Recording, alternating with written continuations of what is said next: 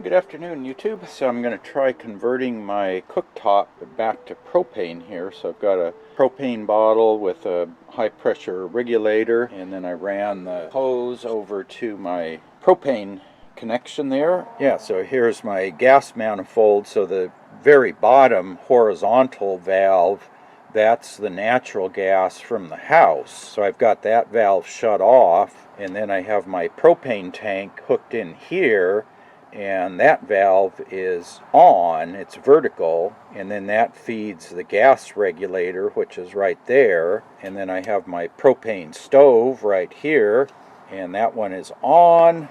So the next thing I need to do is pop open the regulator and flip the little plunger around to the propane connection. So let me do that. It's a little tight back there. Okay, I've got the regulator swapped out. Once the barbecue island is built, this stack of blocks right here will actually end way back under there, so I should have enough room to get through here. I'm going to have a 30-inch wide double door here, and then this will be the edge of the door, this stack of block. So I think I should have access back there. That's one of the reasons I want to set all this up now, so that I can go through the motions and make sure I can get to all the pieces. Now let's come over here to the burners. So I've already pulled the screws out, and what I need to do is take out this one here. There's the natural gas burner right there. This is the original propane burner here. So let's just try this out here. Probably have to come up with some sort of a cover over this, because I notice when it rains you get water in here, and the piezoelectric igniter doesn't work until it dries out again, because I think you get enough moisture in there that it shorts out the high voltage. Okay, I just swapped the jet out in the small burner here. So I got the regulator swapped, got the propane tank hooked up. The pressure valve or pressure regulator on the tank is kind of weird, so I may have to work with that a little bit, but there we go. If you can see the flame there.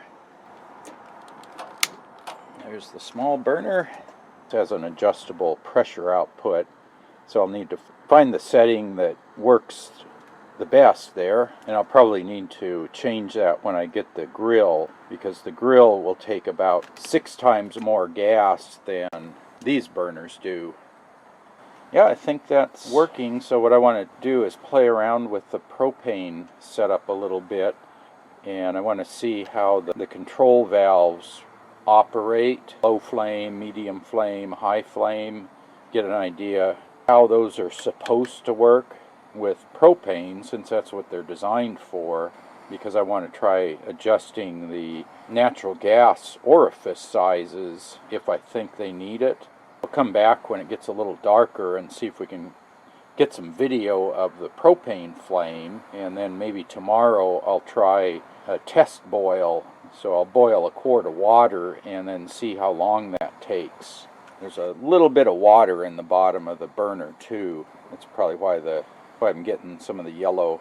The small burner is dry, but I got a little bit of water in the large burner. I just want to run the propane and see what the flame looks like, see how controllable the flame heat is, because one of the things Frank Hamilton was mentioning is that he doesn't go by the published data that the appliance manufacturer puts out, because they give you one number that is in this case, kilowatts. This is supposed to be 1.9, and that's supposed to be 1.0 kilowatts. But they also publish a grams per hour of fuel consumption, and with that you get a different heat output.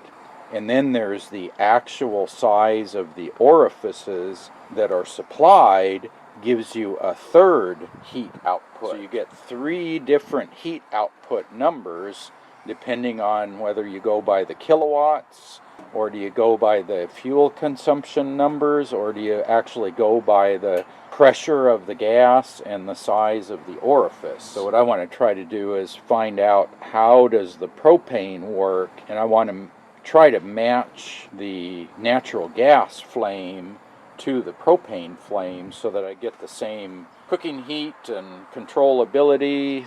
If I switch from natural gas to propane, it would be nice if those were the same settings.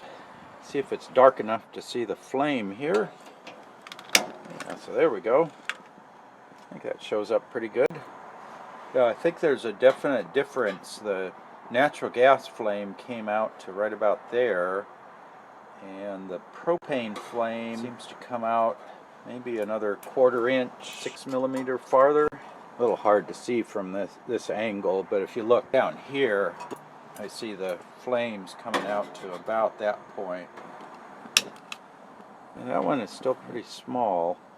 At least I can see what the flames look like here. And then I'll try comparing this to the natural gas. This small one could probably use a little more gas flow, I think. Because there's all the way down, there's all the way up. It hardly does anything there. And there's the large burner. So that's low. Kind of jumps there a little bit, but then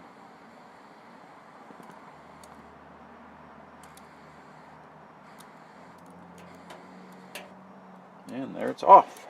I'll have to play around with this a little bit here. Let me get that set up for in the morning. Bring my teapot out here and see if we can time a boil. That's about the only way I have of checking the heat output, and I just want to try to get them to be pretty equal. I think that's a good first test. Everything seems to be working there. Yeah, if you have any questions about that, post up in the comment section below. And as always, thanks for watching.